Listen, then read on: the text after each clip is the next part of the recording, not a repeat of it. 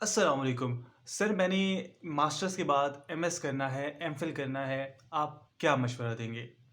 जवाब होता है कि बिल्कुल भी मशवरा नहीं दूँगा। मैं despite being a university lecturer MS और एमफिल के बहुत खिलाफ़ हूँ।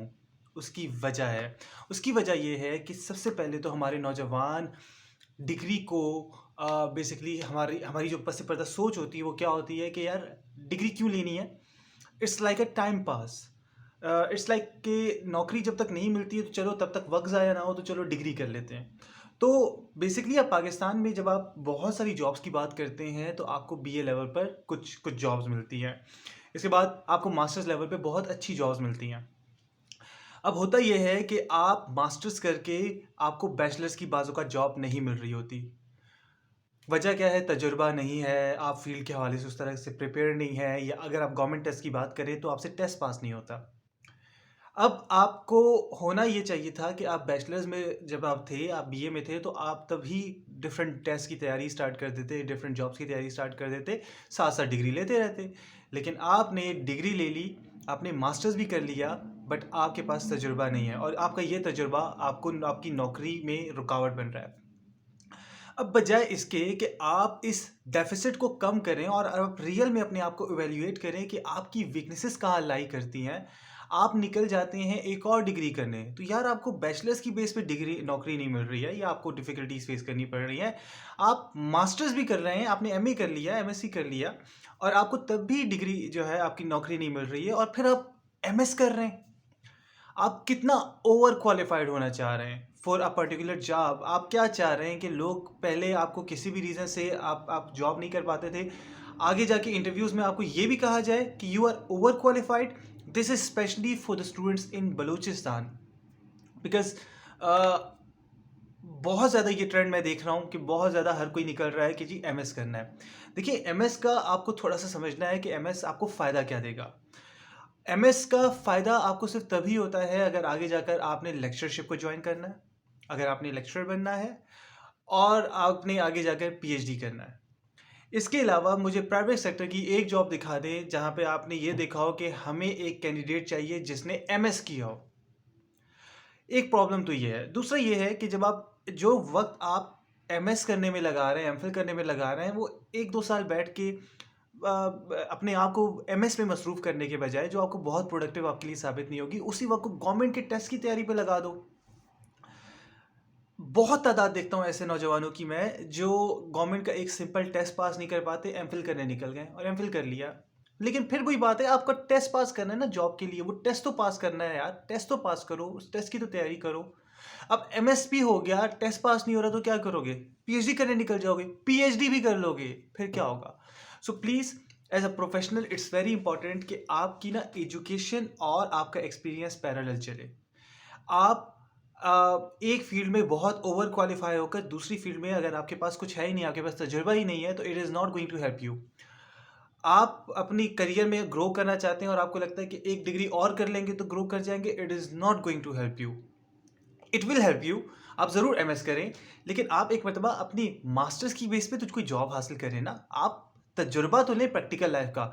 उस प्रैक्टिकल लाइफ के तजुर्बे के साथ जब आपका रियल लाइफ आपका आपके आपकी जब एजुकेशन मिक्स होगी ना, उस एजुकेशन की फील ही अलग होगी। आपको लग पता जाएगा कि ओके, जो प्रैक्टिकल लाइफ में देख के आया हूँ, करके आया हूँ, इसको मैं थ्योरी में यूँ पढ़ रहा हूँ।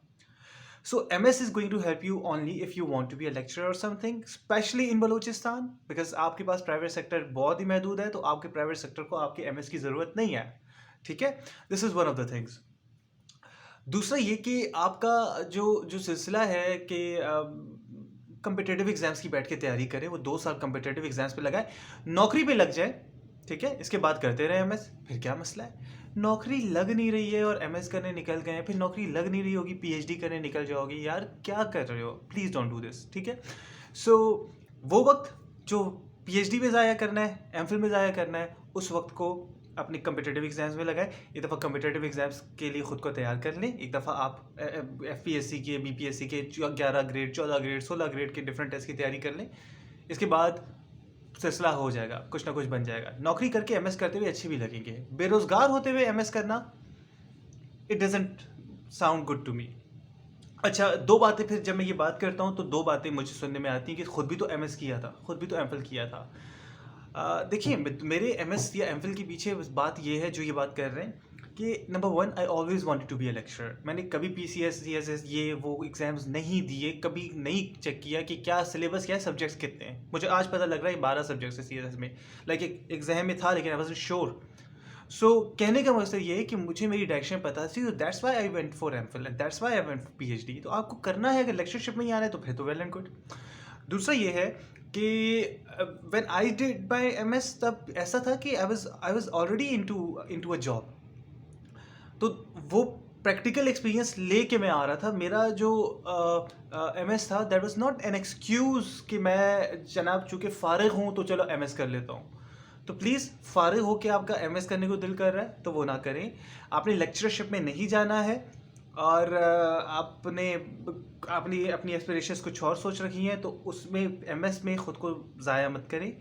एमएस सिर्फ एक एक्सक्यूज़ है, एक मसरूफियत का बहाना है, बट ये बहाना आपको बहुत फ़ायदा नहीं देगा।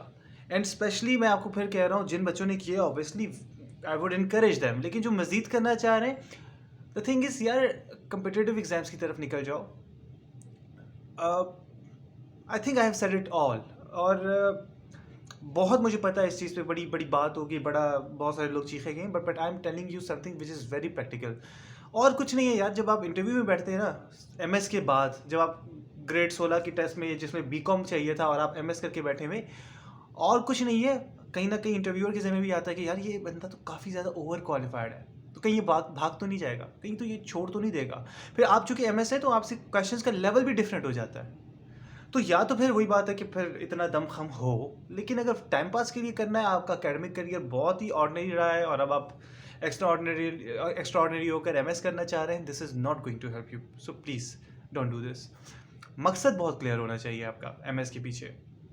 If it's lectureship, good enough. If it's not, leave it, छोड़ दें, जाने दें।